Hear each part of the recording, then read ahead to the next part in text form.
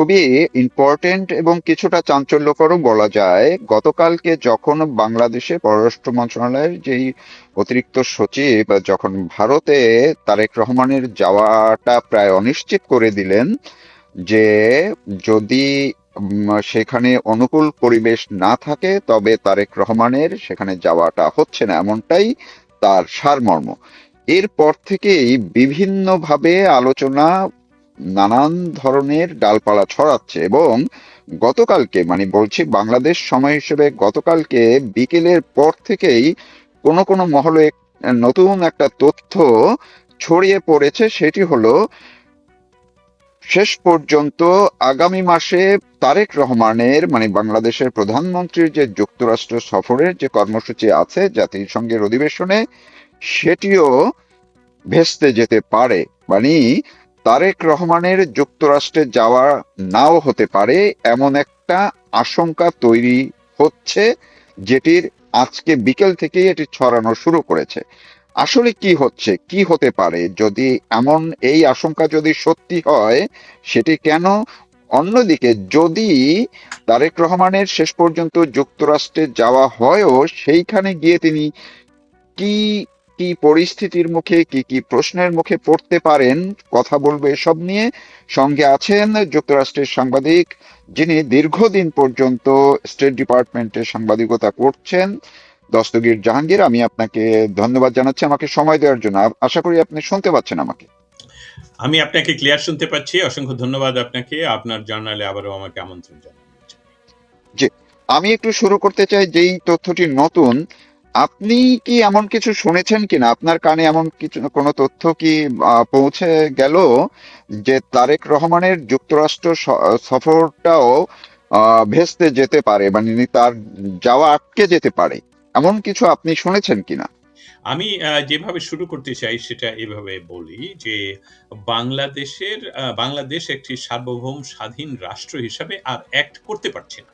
এর কারণটা আমি দেখতে পাচ্ছি যে একটি স্বাধীন সার্বভৌম দেশের প্রধানমন্ত্রী সেই দেশের পররাষ্ট্র মন্ত্রণালয়, মন্ত্রী এবং পররাষ্ট্র নীতি সমস্ত কিছু মিলে মনে হচ্ছে এটি একটা ছেলে খেলার অবস্থানে দাঁড়িয়েছে। কারণ সেদিনের বাংলাদেশের সর্বশেষ স্বাধীন প্রধানমন্ত্রী শেখ হাসিনা যখন দিল্লিতে তিনি প্রেস কনফারেন্সে কথা বলছিলেন, তখন আমরা দেখতে পেলাম শুধু অস্থিরতা শব্দটা খুব ডিপ্লোম্যাটিক হাই লেভেল টার্মিনোলজি, যে অস্থিরতা দেখা দিয়েছে।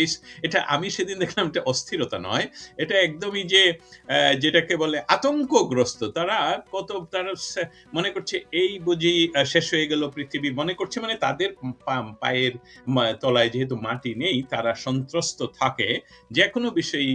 শেখ হাসিনা এবং ভারত দিল্লিতে উনি কথা বললি, তার জন্য দেখা গেল যে তারা একটি তথাকথিত, যেটা কোনো ধরনের ডিপ্লোম্যাটিক নর্মেই পড়ে না, যে আপনি যদি পররাষ্ট্র মন্ত্রণালয় থেকে অন্য দেশকে কিছু বলতে চান, এটা সামাজিক মাধ্যমে চিঠি লিখে বা প্রেস নোট দিয়ে নয়। এটা আমরা জানি। আমরা অন্তত ডিপ্লোম্যাটদের সাথে চলাফেরা করতে গিয়ে, সংবাদ সংগ্রহ করতে গিয়ে এই বিষয়টা আমরা জানি, তাদের communication not only that from the university, যে আমরা এসবগুলো শিখে এসেছি। সেখানে দেখা গেল তারা বাংলাদেশের প্রধানমন্ত্রী শেখ হাসিনা কথা বলবেন মিডিয়াতে, সেটার জন্য ওরা ফেসবুকে একটা নোট পাঠালো।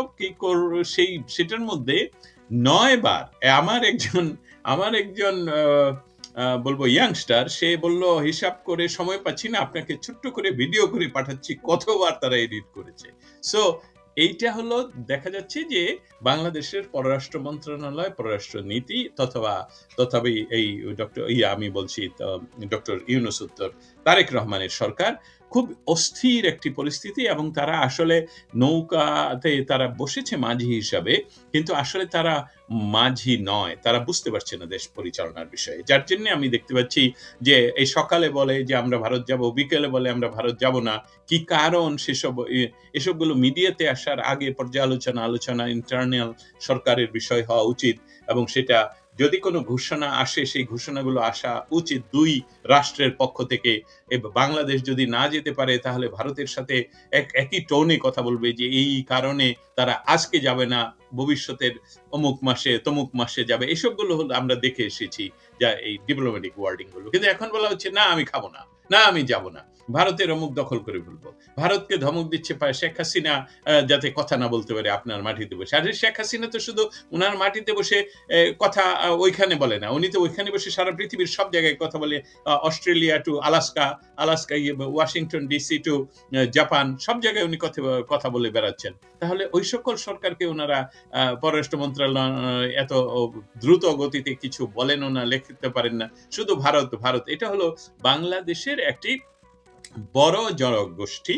এটা দীর্ঘকালীন পরিকল্পনা এবং কাজের ইন্টেন্সিভ কাজের ফল হলো এই যে একটা বড় জনগোষ্ঠী এখনো বিশ্বাস করে যে বাংলাদেশ তৈরির মৌলিক কারণটা হলো ভারতের পাকিস্তান বিরোধিতা করা। কিন্তু সেটা যে আমাদের আমাদের রাজনৈতিক চাহিদা, আমাদের ভবিষ্যৎ, আমাদের বাংলাদেশের স্বকীয়তা, আমাদের স্বাধীনতা, সার্বভৌমত্ব সেটাকে অস্বীকার করে তারা এই কাজগুলো করে। অতএব আজকের যে পরিস্থিতি এই সরকার তৈরি করেছে আমার মনে হচ্ছে লেজে গোবরে অবস্থা। এই লেজে গোবরে অবস্থার সর্বশেষ যে সংবাদ এখন আমরা যেটা নিয়ে আলাপ করছি, আটকে যেতে পারে তারেক রহমানের। আটকে যেতে পারে অর্থটা আমি ধরে নিব এইভাবে, হয়তোবা আমি বলবো যে আটকে যেতে পারে অর্থ হলো যে উনি কি আসলে সবকিছু ম্যানেজ করে দেশ থেকে বের হয়ে কোথাও ১ ঘন্টার জন্য যাওয়ার সাহস রাখেন বুকে? সেটাই বোধহয় আজকের প্রশ্ন হওয়া উচিত। জি, আমি আরেকটু স্পেসিফিক আপনাকে করে দিচ্ছি। আজকে যখন এই তথ্যটুকু আমি শুনলাম বিভিন্ন একটা মাধ্যম থেকে, পরবর্তীতে একটু চেষ্টা করেছে যাচাই করার জন্য কোনো একটি এজেন্সির একজনের সাথে কথা বলে, জি, সেই জায়গা থেকেও এমন একটা আশঙ্কার কথা সরকারের মধ্যে, এমনকি বিএনপির মধ্যেও কাজ করছে বলে ওই সূত্রটি আমাকে বললেন যে কারো কারো আশঙ্কা সরকারের মধ্যে যে যদি তারেক রহমান যুক্তরাষ্ট্রে যান, ওই সময়টায় দেশের মধ্যে বড় কোনো একটা ঘটনা, যে কোনো ঘটনা ঘটে যেতে পারে। কি ঘটবে এটিও তারা নিশ্চিত নন, বাট আশঙ্কাটা তাদের মধ্যে খুবই বড় হয়ে উঠছে দিনে দিনে। এবং এই আশঙ্কাটা কিন্তু আগে থেকেই নাকি ছিল, এখন ভারতকে যখন এক ধরনের প্রত্যাখ্যান করা হলো, এটি আরো এখন জোরালো, আরো এখন ঘনীভূত হয়ে উঠছে যে সেপ্টেম্বরে যে কোনো সময় দেশে কোনো একটা ঘটনা ঘটতে পারে। এবং এই সময়টা যদি তারেক রহমান যুক্তরাষ্ট্রের সফরে যান, মানে আপনি যেটা বললেন দেশের বাইরে যান, তখন এই জায়গাটায় আপনার ব্যাখ্যা কি? কি আশঙ্কা, এমন আশঙ্কা কি কি ঘটতে পারে আপনি যে যদি ঘটে?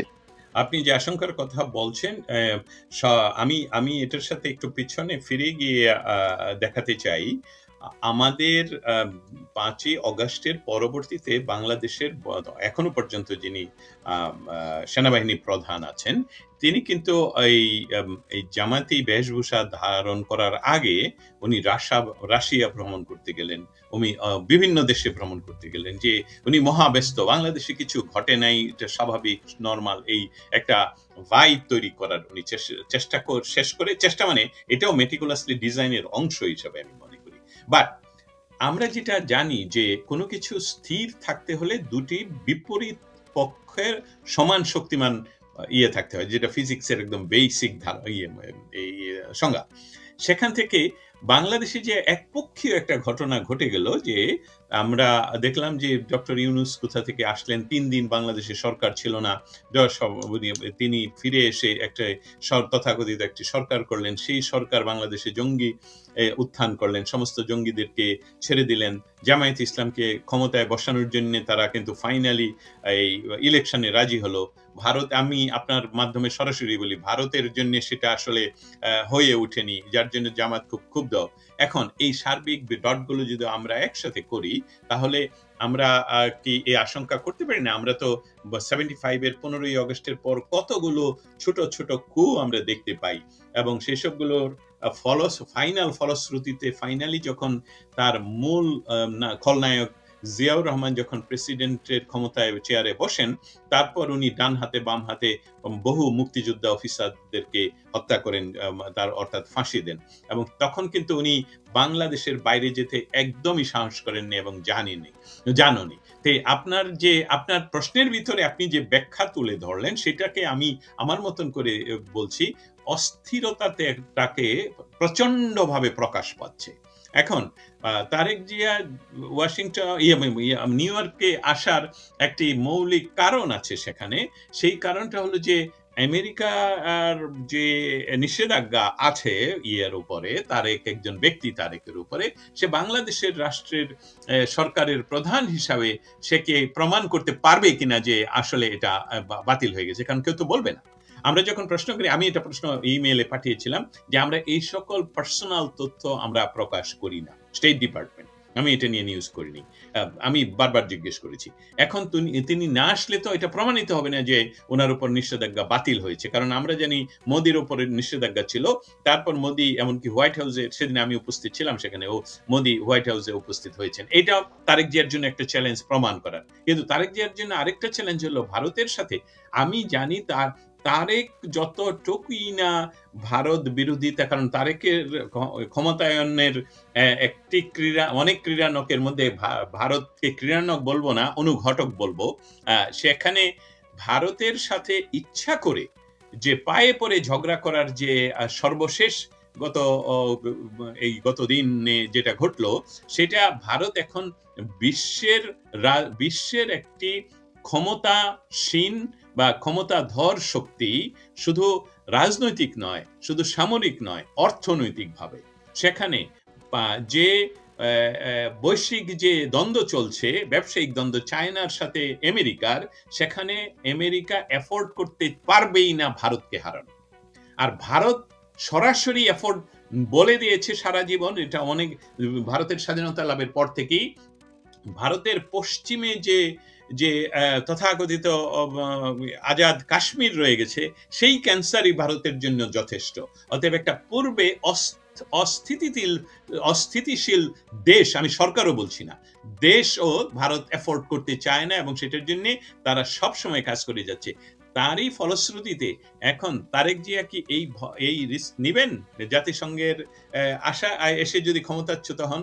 কারণ আমি জানি, আপনি জানেন, বাংলাদেশের মানুষ জানে, শেখ হাসিনা কিন্তু ঘোষণা করে দিয়েছেন উনি যে কোনো সময় দেশে ফিরবেন, এবং দেশে ফিরা এটা ওনার অধিকার। আমরা জানি তথাকথিত একটি ট্রাইব্যুনালে ওনার যে রায় ঘোষণা করেছে, সেটা যারা রায় ঘোষণা করেছে তারাই বলে দিয়েছে যে আমরা যে কাজগুলো 18 মাসে করে দিয়ে গেলাম, তার ভিতরে শেখ হাসিনার রায় ঘোষণা, এটা তারা সরকার বলেছে, মানে তথাকথিত সরকার। এটা তো বলে নাই যে আমরা করিনি, এটা কোর্ট করে দিয়েছে। অতএব শেখ হাসিনা সহ ভারতের যে ইন্দো প্যাসিফিক জোনে একটি বাংলাদেশ যাতে আরেকটি অস্থিতিশীল রাষ্ট্র না হয়ে ওঠে, তার জন্য সমস্ত কিছুই করবে, এবং সেটা তারেক জিয়ার জন্য একটা বিরাট সংখ্যা। আমি আপনার সাথে সম্পূর্ণ একমত, এবং আপনাকে যারা তথ্য দিয়েছেন তারা নিশ্চয়ই এই সংখ্যার কথাটা সম্পূর্ণভাবে জেনেই কথাটা বলছেন। এবং তারেক জিয়াকে এখন দেখা যাচ্ছে না নিউ ইয়র্কে এবং ওয়াশিংটন ডিসিতে। আমি গত কয়েকদিনে দেখিনি, কারণ সেপ্টেম্বর তো চলে আসলো বলে, এখনো পর্যন্ত দেখিনি কোনো প্রোগ্রাম তৈরি করতে তারেক জিয়াকে নিয়ে। ধন্যবাদ। আপনি যে কথাটি বললেন এইটার সূত্র ধরে আরেকটু বিএনপির মধ্যেও, এমনকি যারা সরকারে আছেন, মন্ত্রী পদমর্যাদায় আছেন, এমনও একাধিক জায়গা থেকে কিন্তু একটা গুঞ্জন আছে যে আওয়ামী লীগ হয়তো বা অপেক্ষায় আছে। তারা ডিসেম্বরের কথা বলেছে, শেখ হাসিনা ডিসেম্বরের কথা বলেছেন, কিন্তু এটা কিন্তু আমি বিএনপির ভিতরের ভয়ের কথা বলছি, এটা আমার কথা না। তাদের কারো কারো জায়গায় আশঙ্কা আছে, যেটি তারেক রহমানের কানে পর্যন্ত তারা পৌঁছে দিয়েছেন, যে তিনি দেশের বাইরে গেলে, ওই সময়ে বিশেষ করে যুক্তরাষ্ট্রে গেলে, ওই সময় হয়তো আওয়ামী লীগ ঢুকে যেতে পারে, শেখ হাসিনা চলে আসতে পারেন, আপনি যেটি বললেন। এবং এই আশঙ্কা কিন্তু বিএনপির মধ্যেও আছে, এবং এটি আলোচনা হয় ভিতরে। এইটার সঙ্গে আপনার কোনো যোগসূত্র আপনি পাচ্ছেন কিনা? অবশ্যই এই কথাটা আপনি আমি তুললাম, এবং আপনি এটাকে কোট করাতে আমার ভালো হলো এই জন্যে। এটা কিন্তু আওয়ামী লীগ বলছে না। একটি কথা আপনার না, সাথে এখানে ক্লিয়ার করে রাখি, শেখ হাসিনা ডেট দেননি। শেখ হাসিনা বলছেন আমি দেশে ফিরবো, আর এবং ডিসেম্বরের মধ্যে এই ডিসেম্বরের কথাটা। মধ্যে। হ্যাঁ, দেখেন তো, ডিসেম্বরটা ডেডলাইন না। উনি ডিসেম্বরের মধ্যে আজকে চলে যেতে পারেন, কালকে চলে যেতে পারেন, উনি যে কোনো সময় যেতে পারেন। আর উনি যদি যান, তাকে তো বাধা দেওয়ার কিছু না। একটা সাধারণ নাগরিককে সরকার কিন্তু সিকিউরিটির ব্যবস্থা করতে হয়। আর উনি তো শেখ হাসিনা, এটা তো আর ব্যাখ্যার প্রয়োজন নেই যে ওনার সিকিউরিটি, উনি নর্মাল যে কোনো সময় দেশে ফিরবেন, ওনাকে সিকিউরিটি দিতে হবে। তারপরের বিষয় অন্য বিষয়। শঙ্কার বিষয়টা হলো যেটা বিএনপির ভিতরে একটা বিরাট গোষ্ঠী। কারণ আপনি অস্থির থাকেন কখন? যখন আপনি জানেন যে এই বিষয়টা সম্পূর্ণভাবে স্থিতিশীল নয়। আপনি নৌকায় উঠলেন। আপনি যদি দেখেন নৌকা ডুবি, আপনার ১০ জনের ভয় হচ্ছে না, কারণ দে ডোন্ট কেয়ার। কিন্তু যারা চিন্তা করতে পারে তারা তো শঙ্কায় থাকে। যেমন বাংলাদেশে, এটার সাথে আমি তুলনা করে তারপরেও এটা অন্য একটা সাইড আপনার জন্য দেখি, মানে আমাদের দর্শক শ্রোতাদের জন্য।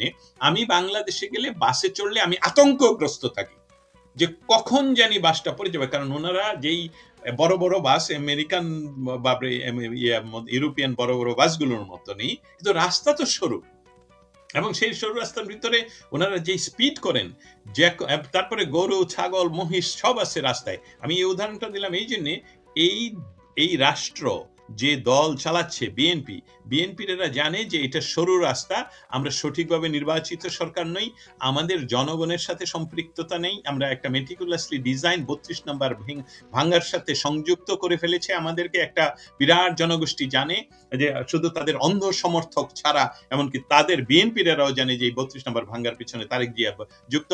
অতএব এই সার্বিক পরিস্থিতিতে তারা সংখ্যাগ্রস্ত যে তারেক জিয়া স্টেপ আউট সত্যি যদি দেশ থেকে এই সেপ্টেম্বরের জন্য করে, তাহলে যে কোনো ঘটনা ঘটতে পারে। এবং আমি এর সাথে সংযুক্ত করে দিলাম একটু আগেই, যেটা রিপিট করছি, যে আমাদের বাংলাদেশের জন্মের সময় থেকে বা আগে থেকে যে একটি পরীক্ষিত বন্ধু রাষ্ট্র, আর অস্বীকার না, আমরা এটা তো বাংলাদেশকে তুলে নিয়ে অন্য জায়গায় বসাতে পারবো না, তারা আমাদের সবচেয়ে বড় নেইবার। অতএব নেইবার ভালো হোক খারাপ হোক, নেইবারের সাথে সুসম্পর্ক না রাখাটা আপনি সম্পূর্ণভাবে আত্মঘাতী, এবং সেটাই আজকে তারেক জিয়া করলেন। পররাষ্ট্র মন্ত্রণালয় থেকে আমরা যেটা জানলাম যে উনি ভারতে যাচ্ছেন না। অতএব সবগুলো সম্মিলিতভাবে তারেক ক্ষমতা হারাতেই পারেন, এবং শেখ হাসিনা যে কোনো সময় বাংলাদেশে ঢুকতে পারেন। এবং আপনার আজকের যে হেডলাইন, তার সাথে আমি অন্ততপক্ষে এটা মিলাতে পারি যে এমনকি উনি যুক্তরাষ্ট্র ভ্রমণ বাতিল করতে পারেন। আমি এই জায়গাটিতে আপনার এই যে নাসিরুদ্দিন পাটোয়ারি, যিনি ডক্টর ইউনূসের যে এনসিপির খুবই বেপরোয়া একজন নেতা, তিনি কিন্তু ইদানিং হাসনাত সার্জি তারা নিয়মিত এখন বলাই শুরু করেছেন যে এই সরকারের শেষ। এই নাসিরুদ্দিন পাটোয়ারি কালকে না পরশুদিনে তিনি বললেন যে তারেক রহমান সরকারকে আর রাখা যাবে না। তাহলে এই জায়গাটায় হঠাৎ করে ডক্টর ইউনূসকে রাষ্ট্রপতি না করায় কি তারা বেশি ক্ষুব্ধ হলো কিনা, তারাও কিছু করতে পারে কিনা? Thank you. এটা আমার মনে থাকতো না। আপনি অসংখ্য ধন্যবাদ এই বিষয়টা তুলে ধরার জন্য। এটা নিয়ে খুব আমার মানে আমার অনেকগুলো তথ্য আমার কাছে মনে হচ্ছে, আমি জানি মনে হচ্ছে তথ্যগুলো আসে।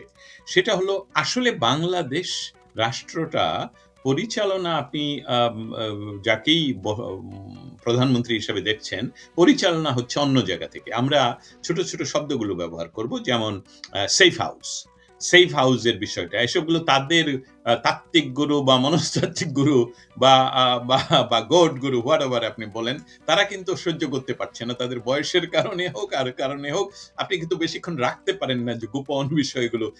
এটার জন্য বিরাট হতে হয়, প্র্যাকটিস থাকতে হয় যে আমি কথাটা কখনোই বলবো না। তারা বলে দিচ্ছেন যে কিভাবে কি ঘটলো, 4 জন 6 জন, এবং তাদেরকে মস্তিষ্ক প্রক্ষালন করা হলো কিভাবে, যে তোমরা বলতে হবে যে এখন শেখ হাসিনা। এবং এখানে ওয়াশিংটন ডিসিতে আমি ঢুকে গেলাম একটি গ্রুপের ভিতরে, সেখানে গিয়ে দেখি ওই যে জন ডেভিলোভিচ অর সামবাডি, সে ট্রেনিং দিচ্ছে কিভাবে প্রত্যেক 15 মিনিটে শেখ হাসিনার চাই এটা বলতে হবে। সাথে সাথে সে যখন টের পেল, বললো যে আমাদের একজন খুব বন্ধু আছেন এখানে, বাট উই ডোন্ট কেয়ার। আমাকে দেখে এই বিষয়টা হলো, তারেক জিয়ার সরকার আসলে অ্যাপয়েন্টেড বাই এনসিপি তথা আমি যেই দেশে বসবাস করি সেই দেশ দ্বারা। এখন তারা যদি খেপে যায়, তাহলে তারা এখনো পর্যন্ত নিয়ন্ত্রণ করে, কারণ এই রাস্তায় এখনো তাদের আর্মি রয়ে গেছে, এটা বাংলাদেশের আর্মি নয় কিন্তু, এবং সেখানে যে কোনো সময় এটা ঘটাতে পারে। এখন দুশ্চিন্তার বিষয় হলো,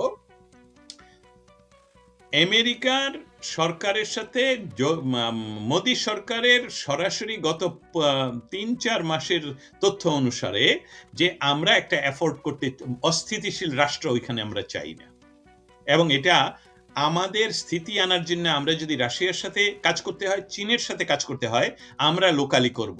আমেরিকা এটা আবার এফোর্ড করতে পারবে না। আমেরিকা এই এফোর্ড করতে না পারাতে বলছে যে আপনারা কি চান, আমি একদম সহজভাবে বলে দিচ্ছি, আপনারা কি চান। আমরা চাই ওখানে স্থিতিশীল গভর্নমেন্ট, উই ডোন্ট কেয়ার। কিন্তু স্থিতিশীল সরকারের শব্দগুলো আমি আর আপনি কথা বললে, বাংলাদেশে যেখানে 8 কোটি মানুষ একটি একটি রাজনৈতিক দলকে সমর্থন করে, সেই 8 কোটি মানুষের রাজনৈতিক দলকে তো আপনি বাদ দিয়ে সেখানে স্থিতিশীল করতে পারবেন না। আজ পর্যন্ত শেখ হাসিনা নিজে প্রতিটি মিটিংয়ে সকাল বিকাল সন্ধ্যায় উনি প্রত্যেকটা মিটিংয়ে ওনার রাজনৈতিক কর্মীদেরকে বলেন, তোমরা সশস্ত্র হও না, তোমাদেরকে মেরে ফেলছে, ধৈর্য ধরো, তোমার বোনকে র‍্যাপ করেছে, ধৈর্য ধরো। আর শেখ হাসিনা যখনই বলবে যে প্রতিহত করো, তাহলে কি অবস্থাটা হবে চিন্তা করছেন। আজকে একটি একটি অনলাইন সভায় আমি ছিলাম বক্তা হিসাবে, সেখানে তারা নিজেরা পারমিশন চাচ্ছে যে মরবো 3 জনকে নিয়ে মরবো, না হলে 32 নম্বরে আমরা একজন যাব, আর পুলিশ আমাদের কয়জন পুলিশ আছে, আমরা 1000 মানুষ এখানে উপস্থিত থাকবো একসাথে, ওরা মারবে আমরা মারবো। এই যে গৃহযুদ্ধের একটা প্রেক্ষিত তৈরি হয়ে আছে, এবং সেটার জন্য জামায়াতে ইসলামের কাছে কিন্তু অস্ত্র নিয়ে তারা রেডি একদম। আমার তথ্য অনুসারে একদম আমি আমি আমি দায়িত্ব নিয়ে বলছি, সেই প্রেক্ষিতটাকে অ্যাভয়েড করার জন্য শেখ হাসিনা যেমন কাজ করে যাচ্ছেন, ভারত সেরকম কাজ করে যাচ্ছে। এখন তারেক জিয়াকে ডিসিশন নিতে হবে যে আপনি এই মুহূর্তে বাংলাদেশের রাজনৈতিক পরিস্থিতি তথা শেখ হাসিনাকে দেশে আসার পথ সুগম করে দিতে হবে। বাংলাদেশের রাজনীতিতে জামাতকে নিষিদ্ধ করে আওয়ামী লীগ এবং তার সহযোগী সকল সংগঠনের রাজনৈতিক কার্যক্রমের উপর যে নিষেধাজ্ঞা বা আইন, বাতিল আইন, সেটা বাতিল করতে হবে। আর সেই সাথে শেখ হাসিনা তথা আওয়ামী লীগের সাথে রাজনৈতিক আলাপে যুক্ত হতে হবে, এবং সেখানে রাষ্ট্র পরিচালনায় প্রয়োজন বোধে নতুন নির্বাচন দিতে হবে। সেটা যদি না হয়, তাহলে এই যে এটা জুজুর ভয় না, এই ভয় শেখ হাসিনা আসবে। এই সরকারকে এটা এই বাস্তবতাটা গ্রহণ করেই স্টেপ নিতে হবে, আপনি কি আসবেন কি আসবেন না। অতএব এটা খুব সহজ সরল ভাষায় কথাটা হলো যে তারেক জিয়ার যুক্তরাষ্ট্র ভ্রমণটাও এখন লিম্ব, যে কোনো সময় নাও আসতে পারে। আমি এইটার সঙ্গে একটু ভিন্ন ভাবেই যদি আমরা ইতিবাচক ভাবেই দেখি, ধরুন কোনো কিছু দেশে কোনো কিছু না হলো, না ঘটলো না, সবকিছু স্বাভাবিকভাবেই আছে, আহ তারেক রহমান যুক্তরাষ্ট্রে গেলেন। তো সেইখানে যাওয়ার পরে জাতিসংঘে তো বিভিন্ন রাষ্ট্রের প্রতিনিধিরা সেখানে উপস্থিত থাকবেন। যেই জায়গাগুলোতে বাংলাদেশের বর্তমান পরিস্থিতি সেই রাষ্ট্রগুলোর সবাই জানেন, এবং সর্বশেষ শেখ হাসিনা যে মিডিয়ার মাধ্যমে বিশ্বের কাছে যেই তথ্যগুলো পৌঁছে দিয়েছেন, সেই জায়গায় আপনার তো ব্যাপক অভিজ্ঞতা আছে এই জাতিসংঘের অধিবেশন কভার করার, স্টেট ডিপার্টমেন্ট কভার করার। ওই জায়গায় তারেক রহমান যদি যান, সেই ক্ষেত্রে তিনি কি বাংলাদেশের এই যে আপনি বললেন যে ইস্যুগুলো, এগুলো নিয়ে কোনো প্রশ্নের মুখে পড়তে পারেন? যে এই একটি রাজনৈতিক দলের উপরে কেন নিষেধাজ্ঞা এখনো দেয়া আছে, সেখানে কি এই প্রশ্নের মুখে পড়তে পারেন, যেটি কয়েকদিন আগে জাতিসংঘেরই প্রতিবেদনে আসছে যে বাংলাদেশের জঙ্গিদের ঘাঁটি, আল কায়দার ঘাঁটির তারা উদ্বিগ্ন? সেখানে কি এই প্রশ্নের মুখোমুখি হতে পারেন? সাংবাদিকদেরকে 2 বছর পর্যন্ত কারাগারে কেন বন্দি করে রাখা হলো, কেন এই আদালতটা নিয়ে প্রশ্ন উঠছে, রায় নিয়ে, শেখ হাসিনা সহ অন্যদের রায় নিয়ে প্রশ্ন উঠছে, এই প্রশ্নগুলো কি জাতিসংঘে অধিবেশনে উঠতে পারে? তিনি, আচ্ছা, তারেক রহমান যদি যান, তিনি কি এই প্রশ্নের মুখে পড়তে পারেন কিনা? আমি অসংখ্য ধন্যবাদ। জাতিসংঘকে লক্ষ্য করে তারেকের উপস্থিতি এইভাবে আমি উত্থাপন করব। জাতিসংঘের এজেন্ডায় এই বিষয়টা আলাপ হবে এইরকমটা, যাতে আমাদের দর্শক শ্রোতারা না মনে করেন আমরা বলছি। না, অনেক সাইড লাইনেও তো মিটিং গুলো হয়। সাইড লাইনের কথা। অতএব জাতিসংঘের এজেন্ডার বাইরে যে কাজগুলো জাতিসংঘে প্রতি বছর ঘটে, সেই ঘটনার একটা হলো যে সাইড লাইনে অনেক দেশের অনেক ইনফ্লুয়েন্সিয়াল গ্রুপ, উপগ্রুপ, এরা পৃথিবীর বিভিন্ন দেশের বিভিন্ন রাজনৈতিক পরিস্থিতি নিয়ে সাইডলাইনে ওনাদের সাথে আলাপ হয়, সেমিনার হয়, এবং সেসবগুলো বিশ্ব মিডিয়ায় সমালোচনা হয়। তারেক রহমানের সবচেয়ে আশঙ্কাজনক অবস্থা হলো এই যে সবগুলো প্রত্যেকটা আপনি মেনশন করেছেন। আমি শুধু আপনার মেনশনের সাথে একটা যুক্ত করব যে বাংলাদেশের বিচার ব্যবস্থা সম্পূর্ণভাবে অনুপস্থিত, মানে সেখানে কোনো কাজ হচ্ছে না, বিচার ব্যবস্থা নাই, যেটার যে ফাংশন ফাংশন করে না বলে যে বাংলাদেশে কোনো ধরনের ভিআইপি যাদেরকে ২৪ মাস ধরে জেলে পুরে রাখা হয়েছে, নট অনলি আওয়ার জার্নালিস্ট, বিচারপতি সহ অনেককে, এবং বাংলাদেশের বুদ্ধিজীবী শ্রেণীর অনেককে, রাজনৈতিক নেতৃবৃন্দ আমির হোসেন আমু সহ অনেককে, তাদের জন্য হ্যাঁ বিচার করে রায় দিয়ে তাদেরকে জেলে রাখেন, কিন্তু বিচারিত হচ্ছে না এবং তাদেরকে কোনো, অতএব সম্পূর্ণ ব্যবস্থাটাই যে বাংলাদেশে কাজ করছে না, এটা একটা। শেখ হাসিনার বিষয়টা আপনি বললেন, ট্রাইব্যুনালের কোনো জুরিসডিকশন নাই এই ধরনের বিচার করে রায় দিয়ে দেওয়া। আবার তাদের পূর্ববর্তী সরকার, যেটা ইন্টারিম সরকার, তারাও বলে গেছে যে আমরা রায় দিয়ে এসেছি, এইটার সম্মুখীন হবেন।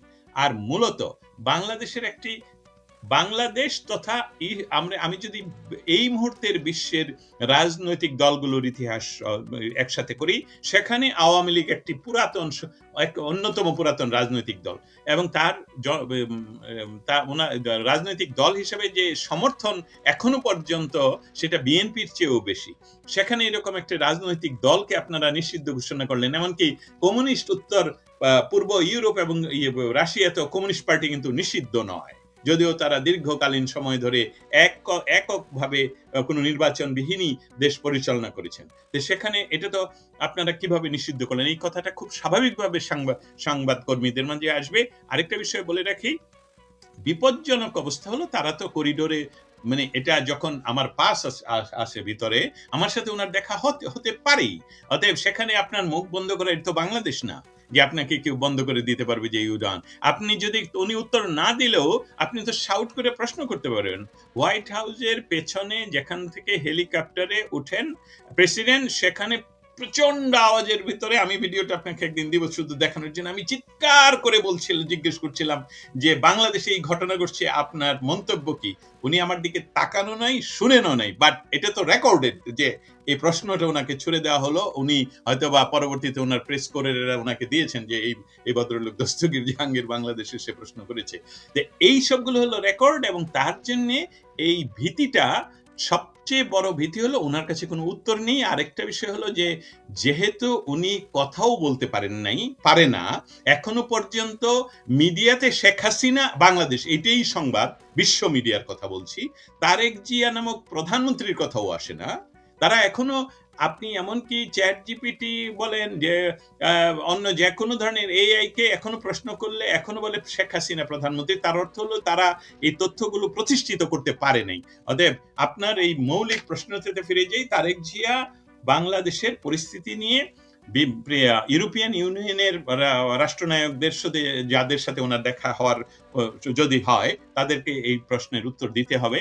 বিভিন্ন গোষ্ঠী এবং স্পেশালি আমি বলবো জার্নালিস্টদের যে বড় বড় ইনফ্লুয়েন্সিয়াল গ্রুপগুলো, যেটা ওয়াশিংটন ডিসি এবং নিউ ইয়র্ক ভিত্তিক, তারা ইতিমধ্যে প্রস্তুত, আমি ন্যাশনাল প্রেস ক্লাবের মেম্বার হিসেবে বলছি, প্রস্তুত যে আমাদের সাংবাদিকদেরকে ২৪ মাস জেলে পুরে রাখলেন, আপনার সরকার তো নির্বাচিত সরকার, তাহলে অন্তত পক্ষে তাদেরকে বেইলের জন্য ব্যবস্থা করেন না কেন?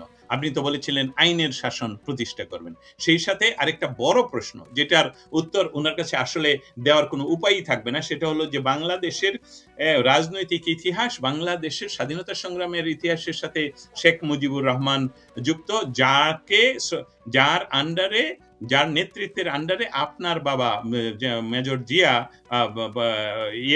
মুক্তিযুদ্ধ করেছেন, তার মৃত্যুবার্ষিকী এবং তার বাড়ি যে ভেঙে দিল, সেসবগুলো আপনার সরকার এখনো সেই একই পথে হাঁটছে কেন? এই বিষয়গুলো ওনাকে প্রশ্ন করা হবে। আমি এটা আর গভীরে গেলাম না, তাহলে হয়তো বা যারা যেভাবে প্রস্তুতি নিচ্ছে সেটা প্রকাশ পেয়ে যাবে। নট অনলি দ্যাট, আর অন্যান্য ইনফ্লুয়েন্সিয়াল গ্রুপগুলো তৈরি ওনাকে প্রশ্ন করার জন্য। এই যে মানবাধিকার সংগঠনগুলোর যারা থাকবেন সাইড লাইনে, তো নর্মালি বেশিরভাগই প্রভাব থাকে, আমরা যা দেখেছি যে মানবাধিকার নিয়েই বেশি প্রশ্নগুলো থাকে সাইড লাইনে এবং ইস্যুগুলো তৈরি হয়। এই ২৪ জুলাই আগস্টের হত্যাকাণ্ড ঘিরে অন্তর্বর্তীকালীন সরকার যে দায় মুক্তি দিল, সেইটা কি কোনো মানবাধিকার সংগঠন, এমনকি ভলকার তুর্কের যে রিপোর্ট, সেইটা নিয়েও আলোচনা আসতে পারে কিনা? খুব ছোট করে, আমরা শেষের দিকে প্রায়।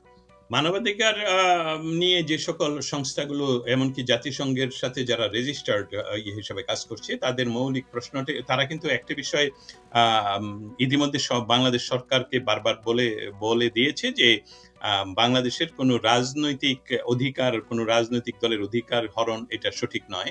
তারপর অন্যান্য বিষয়গুলো যেমন বাংলাদেশে প্রতিনিয়ত যে হত্যা হচ্ছে, সেই হত্যাগুলো নিয়ে তাদের তদন্ত।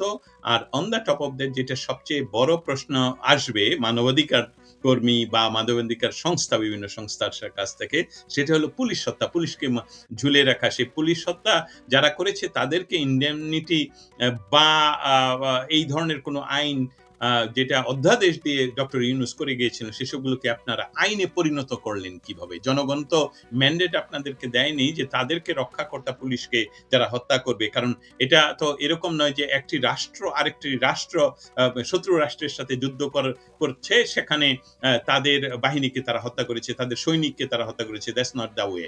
এটা হলো একই দেশের, এটা সরকার হোক, বিরোধী দল হোক, পুলিশ হলো সিকিউরিটির, সেই পুলিশকে হত্যা করা হয়েছে। নট অনলি দ্যাট, বাংলাদেশে যে সকল নারী অধিকার সংস্থাগুলো নিউ ইয়র্কের সাথে সংযুক্ত, তাদের তো তরফ থেকে আমাকে জানানো হয়েছে যে বাংলাদেশের নারীদের যে অধিকার বঞ্চিত করা হচ্ছে, এই স্পেশালি এই সরকারের সময়, ইউনূস সরকারের সময়, যারা যে সকল নারীদেরকে রেপ করা হয়েছে তাদের পক্ষ থেকেও একটা বিরাট প্রেসার ক্রিয়েট করা হবে যখন তারেক জিয়া জাতিসংঘে উপস্থিত থাকবে।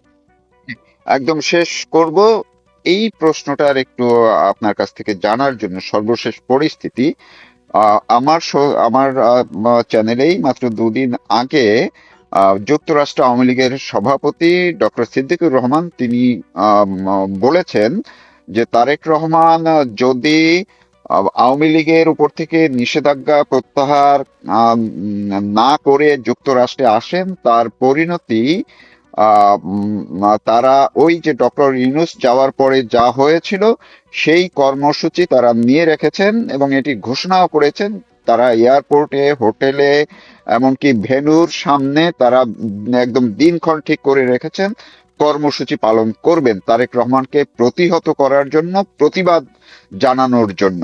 তো সেইটা, তিনি তো সরকার প্রধান হিসেবে যাচ্ছেন, যদি যান তো সেই ক্ষেত্রে কি হতে পারে ওই সময়? আপনার এটা, আপনি তো তাদের সঙ্গে যোগাযোগ আছে, কি হতে পারে যদি এই আহ, দলীয় ভাবে আওয়ামী লীগ এবং বাঙালি কমিউনিটি তারা যদি এই ধরনের কোনো কর্মসূচি নেয়?